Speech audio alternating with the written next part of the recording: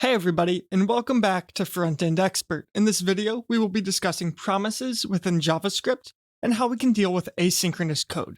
So a promise is simply an object, and the idea of a promise object is that it contains the value for some asynchronous operation. So this is going to be an operation that we oftentimes don't yet know what the resulting value is. So this object has a state. And the state can have one of three values. So it can be pending, which is just that. It means that the value is still pending. We don't know what it is yet. Or it can be fulfilled. And fulfilled means that the operation was successful. Whatever we were promised actually happened. And finally, we can be rejected. And a rejected promise is very similar to having thrown an error. This is saying that whatever was promised did not actually happen. For example, if we were making a request to some web server and that request never came back, or it came back with an error message, it would be a rejected promise. So to create a promise, what we can do is we can just say const promise and set this equal to a new promise. And the promise constructor is going to take in a function. So this function has two values or two parameters. It's going to have resolve and reject. So the resolve and reject parameters are both functions, and these are functions that can be used to change the state. So for example, I could say resolve, and let's resolve to a value of 2, and what this is going to do is it's going to change the state to fulfilled and change the value to 2. So now if I were to console.log out the promise, you'll see that we get the promise with the value of 2.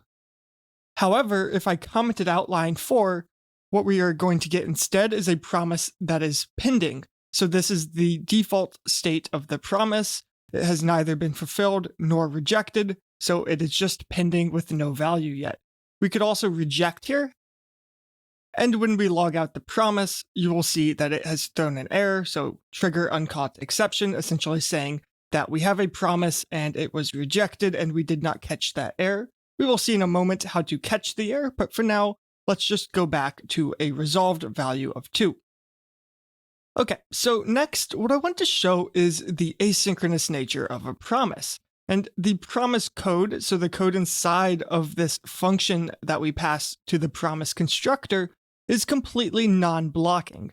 So, for example, we could say set timeout, and let's do the same thing. So we're going to resolve the promise to 2, but we're going to do it after 1 second.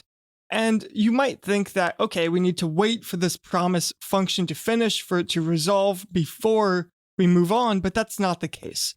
This code will finish running, and you'll see that when we console log promise, we get the value of pending because of the fact that this happened immediately and the promise was not resolved for a full second.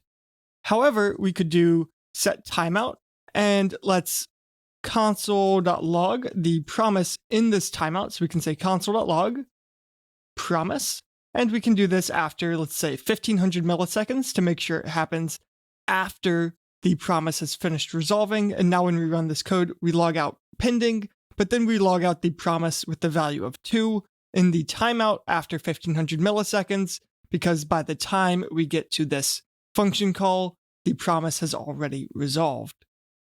Okay, so now you might be saying that this set timeout feels like it's not the best way to do this. We're sort of hard coding in this idea that the promise will be resolved within a second or 1500 milliseconds actually. But how do we always know that? For example, if the promise was being used for a network request, we wouldn't know how long it's going to take. This set timeout method isn't going to work. So what we can do instead is remove this code, and we can call a function on the promise object. The promise object has a function called then, and what this does is it takes in a callback function that has a value, and then you can do anything with this value. So for example, we could console.log the value. And what this is going to do is it's going to wait for the promise to settle, meaning that it's waiting for the state to change away from pending. And when the promise settles, it calls the then function and it passes in the value. So if we resolved with a value of 2, then this value becomes 2, and it just calls this function. So now when I run this code, you will see that once the promise is resolved, we log out the value of 2, but we do not log the entire promise, so all the then function gets is the value, not the entire promise. And then can also take a second function, so I could add one more function here, and the purpose of this one is for the error message if we reject. So for example, I could say error, and let's console.log, oh no, and then concatenate that to the error. And then what we can do is reject this promise, and let's reject it with a new error and say something went wrong. Now when I run this code, you will see that we get, oh no, error, something went wrong. But of course, if we change this back to resolve and add a value, let's say 2 again, then it'll console log out 2 because it goes into this first function since it was a resolved promise. Now with this first function, there is a little bit of a nicer syntax that we can use. So then takes in a function, and that function needs to have a parameter of a value, and then it needs to do something with that function. And in this case, we are passing the parameter into the console log function. But this is essentially the same thing as just the console log function. We have sort of just created a wrapper around the console log function. So all we actually need to do is just put console.log here. And the reason for this is that console.log is itself a function, and it will log out whatever the first parameter passed to it is. So this will end up doing the same thing, and you see that we will once again end up logging out 2. And next, there's also an alternative to this second function here. So rather than having this function here, I'm going to copy this and remove it. What we can do instead is we can add .catch and pass in the function like this. And you will see that we end up getting the same thing. So we log out 2, but if we reject, then say new error, oh no, something went wrong, then we are going to get the promise, oh no, error, and then we have, oh no, something went wrong, because that's the message that we put in the error message. I'll remove the oh no, so we only have that once, and we will end up with, oh no, something went wrong. So this .catch is going to work essentially the same way as having a second parameter to .then. But then the question is, how is this working? How are we chaining these functions like this? And the way it works is that the then function returns itself a promise. So it's going to take whatever we do in this then function, so within the callback function that we pass to then, and whatever the return value is, it's going to return a new promise with that value. And in the case the promise was already rejected, it's just going to pass that value through. So it's going to return another promise with the same rejected state and the same value for why it was rejected. And catch works the same way, except it only deals with rejected promises. So if the promise was rejected, we will go into the callback function within catch, and then we will return a new promise with whatever the value returned by catch is. However, if the promise was not rejected, catch will simply pass the value through, and it will return a promise with the same value as before and the same state as before. Now, in addition to this new promise syntax, so creating a promise with the promise constructor, we can also use const promise and set this equal to, and we can call promise.resolve or promise.reject. And these are functions that return a settled promise. So rather than being pending, they will already be resolved or rejected. So for example, I could say promise.resolve, give this a value of 3, and then let's get rid of this code up here. And now you'll see we essentially get the same thing. So we end up resolving the promise with a value of 3, and we log it out. But when we log out the promise on line 5, it's not pending. It is already a value of 3. The reason being that we never had a pending promise. We created the promise already having a resolved state.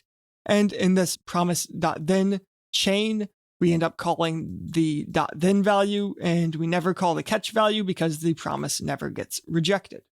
Now let's remove this code, and let's take a look at how we can start to chain even more of these promise.then calls together. We can say promise .then. And this then is going to get the value, and we can do whatever we want with it. So for example, I could say value times 2. So now what this is going to do is the promise is going to resolve, and it's going to have a value of 3. Once the promise is resolved, it calls this then function.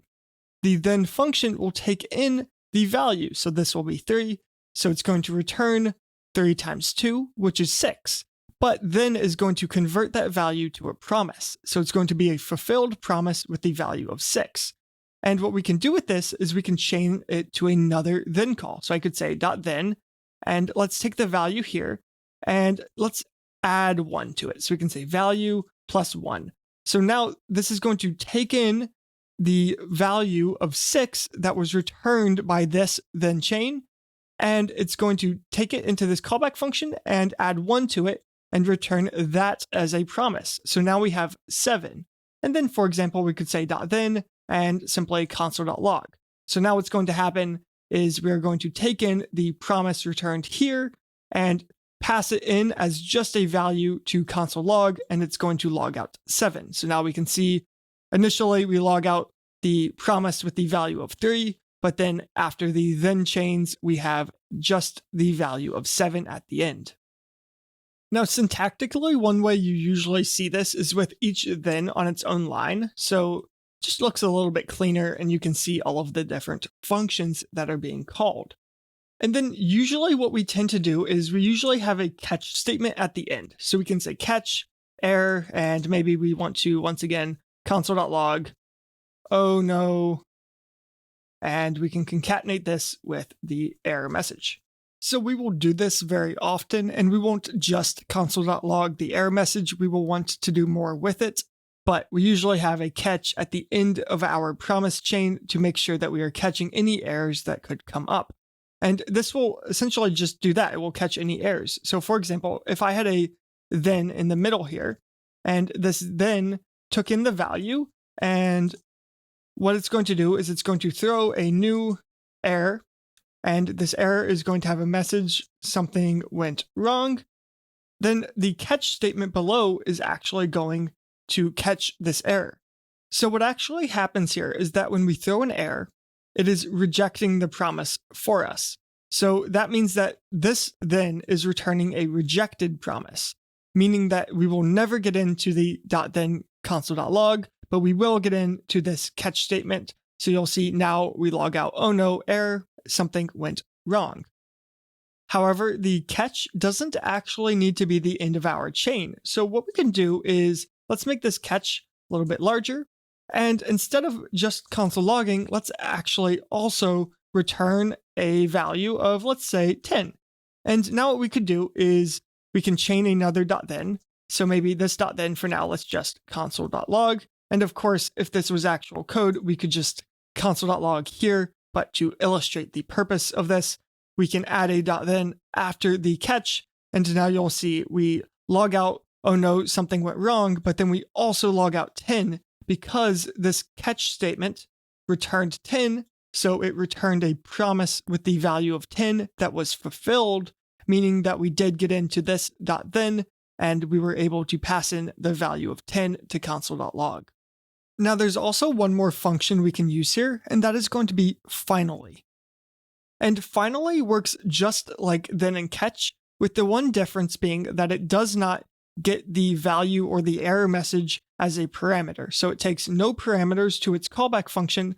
But what's nice about finally is that it will always run regardless of if the promise was fulfilled or rejected. So once the promise is settled, meaning no longer pending, the finally block will run. So for example, we could console.log out done, and now we can run this code and you see we get done. But even if we never caught the error, so if we get rid of this catch block, we are still going to end up logging out done. And of course, we still threw the error, so we still have an error message in the console, but we did log out done, so we got to this finally block. But for now, I will uncomment this code out, so our code is no longer throwing an uncaught error. Okay, so next what I want to look at is a few more promise functions that we can use to make dealing with promise code a little bit easier. So the first one is going to be promise.all. And what promise.all does is it takes in an array, and this array is going to be an array of promises. So for example, I could pass in this value of promise.resolve like this. And what promise.all does is it actually returns a new promise. So for example, I could then do .then and console.log out the value of this new promise. So now what I'm going to do is get rid of this code below here, scroll back up, and you'll see that we log out an array with the value of just 3. But if we had one more promise in this array, then what you'll see is we get 2 3s, and if we change this value to 2, we get the value of 2. So essentially, this is just logging out an array with all of the values from these different promises. So now you might be thinking, what's the point of this promise.all function? But what's nice about it is that it waits for all of the promises to finish, so for all of them to settle. So for example, let's add one more promise, but in this one, let's do a new promise. And inside of this promise, let's add the resolve and reject parameters. So oftentimes you'll see them as just res and rej. And what I'm going to do here is add a set timeout. And we are going to, in this set timeout, resolve the promise to a value. So we can resolve it to, say, the value of 5, but we are going to wait for a second before doing this. And now you'll see nothing happens for a full second. So promise.all is waiting for all of the promises to be resolved.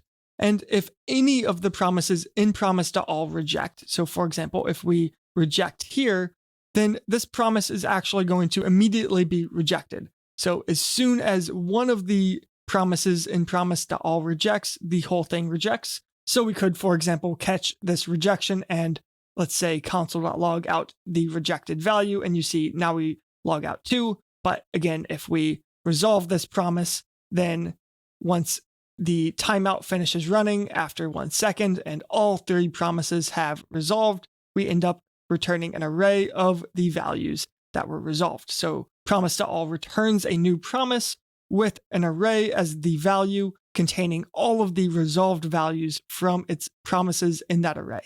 We also have promise.race, and what this does is it's just like it sounds like, it's a race. So whichever promise resolves first is the value we get. So for example, this is going to log out 3 because this promise was first. However, let's make all of these be timeouts for a moment, and let's give them different times. So we can make this one be 2 seconds and this one be 3 seconds.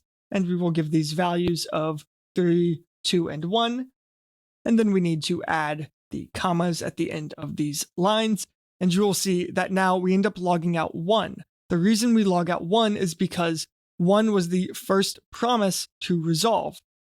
But if we rejected this promise, and let's say we just reject with the value of, oh no, we can just do this as a string, so you don't always need to have an actual error object. Usually we do, but sometimes you will see rejections and throwing with just a string or some other value. You'll see we end up logging out oh no because of the fact that we caught that error and we console logged it. If we had no catch, you'll be able to see that this actually did throw because of the fact that this one was rejected. However, this doesn't just happen when anything is rejected. So for example, if we rejected this promise, but then we resolved this one, and let's go back to resolving to a value of 1, you'll see we don't throw an error. The reason we don't throw an error is because it just forgets about these promises once this one has resolved. So the first promise to settle is the one we end up using. However, we could, instead of using race, we could use promise.any. And what this does is it is the first promise to fulfill. So right now, this is going to be the exact same. However, if we say rejected the first and second value and run this, what's going to happen is we actually end up logging out 3. However, we are never going to use these rejected promises. So promise.any is going to wait for any of the promises to have a state of fulfilled, and then it's just going to return that value. However, if none of them did fulfill, so for example, if we rejected all 3 of these values, then after the 3 seconds is up, you will see we do still end up having an error message, but this error message is not actually the value that we rejected. It's going to be an error that all of the promises were rejected in a promise.any. So it's sort of a different error that promise.any throws, but we can still catch this. So we could do .catch and say maybe we want to console.log all rejected. So once the 3 seconds is up, it's going to log out all rejected because all 3 of these promises had rejected states. Okay, so now I want to move on from just using promises with the then chains, and let's look at something called async and await. I'm going to get rid of all of this code and let's create a function. So I'm going to call this function, let's say tester, and all I'm going to do in this function is, let's say, return 3. And then let's call the function, so we can say console.log, let's say tester. And now, as you might expect, we end up logging out 3. But there's another keyword we can use here, and that is async. So we put the async keyword before the function keyword, and that marks the function as asynchronous. And an asynchronous function is simply one that will implicitly return a promise. So now you'll see we end up with a promise of a value of 3. So it's taking the return value and it's wrapping it in a fulfilled promise. Okay, so the idea of an asynchronous function returning a promise is nice, but that's not the only value we get out of them. What they also do is they allow us to use what is called the await keyword. And what await does is it waits for a promise to settle before it continues. So for example, I could say await a new promise. And this promise, let's pass in a function, resolve and reject. And we can say set timeout. And inside of this timeout, we are going to resolve the function. And we will resolve it to, let's say, that value of 3. And we can wait a second before resolving. And next, what we can do is we can save the result of this await into a variable or a constant. So for example, I could say const value and set it equal to the result of awaiting this promise. And then we could do something like console.log out the value. And now when we call the function, we don't need the console log here. We can just call tester. And you can see that after a second, we end up logging out 3. So this asynchronous function is just going to wait for the promise to settle before it continues running its code. This is the same thing as using the then function of a promise, the only difference being that we have a different syntax for it. And additionally, we can only use the await keyword when we are inside of an asynchronous function, or we can actually use it as well if we're at the top level of a module, but for the most part, we will just be using it inside of asynchronous functions, and we will never be able to use it in just a standard function. But now you might be asking, what if I wanted to catch an error here? How can we catch an error? And the easiest way to do that is simply to put it in a try-catch block. So we could say try, and we could wrap all of this code in the try, and then we will catch any errors. So we can say catch, and we can add the error, and then maybe we want to do the same console.log, oh no, and concatenate that with the error message. And then if instead of resolving this promise, we rejected it, and say we rejected it with a new error, something went wrong, and I'll go ahead and move this to a new line as well so we can see things a little bit easier. And now when I run this code, you'll see we end up logging out, oh no, and then we concatenate it with the string value of that error object, which is this error, the colon, and then something went wrong. And we can add a semicolon here at the end of this set timeout as well. Okay, now you might be saying, I don't want to use try-catch blocks. It means I have to indent my code more, and this doesn't look any cleaner. It looks worse. And you can actually combine the two syntaxes if you want. So what we can do instead is take this code, so take the promise, and I'm simply going to return it. So I'm going to return this promise. And now, rather than having this try-catch block, what we can do is when we call tester, we can use this as a promise because remember, asynchronous functions always return promises. So I can say tester.then, and in the .then, we can console.log, and this is going to console.log the value, just like we were doing here. And then in the catch, we can copy this code. So I can say .catch, and we can pass in the error and call the same code we had before. And now we can remove this try catch and run this code, and you will see we end up getting the same thing, oh no, and then we have the error, something went wrong. So this works the exact same way. Same thing if we were to resolve this promise instead. So no more new error, and let's resolve it to a value of 3. You'll see we end up just logging out the value of 3. Now that's going to do it for this video on promises within JavaScript.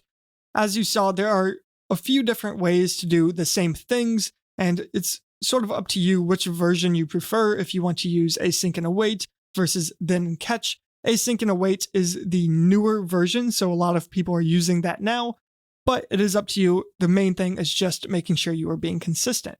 And we will see more examples of using promises throughout the crash course, particularly when we look at the fetch function and making calls to our APIs.